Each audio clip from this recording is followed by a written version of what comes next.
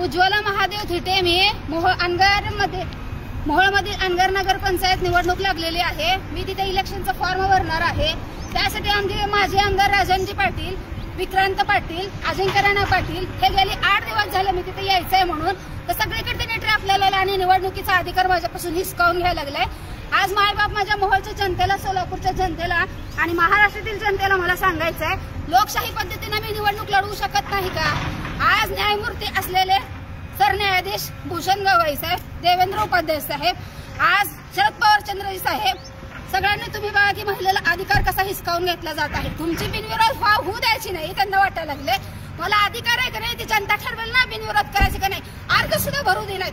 यावलीच्या कॉर्नरला हजारो माणसं उभा केलेले आहेत, हिवऱ्याच्या कॉर्नरला, देवळीच्या कॉर्नरला. आणि पोलीस प्रशासन काय करताय? 8 दिवस झाले ह्यांना प्रोटेक्शन मागते मी. गृहमंत्री साहेब, इतकी घाण आणि कीड तुम्ही तुमच्या पक्षामध्ये घेतलेली एका महिलेला अधिकार दिले. सगळे आज मायबाप जनतेला, भारतातल्या लोकांनी बघावं कसा आमचा निवडणुकीचा अधिकार हिसकावून घेतला जाते. प्रत्येक ठिकाणी ट्रॅप लावलं. 7 8 गाड्या माझ्या मागे लावलेल्या आहेत आणि हे पोलीस प्रशासन मला अजिबात देत नाही प्रोटेक्शन.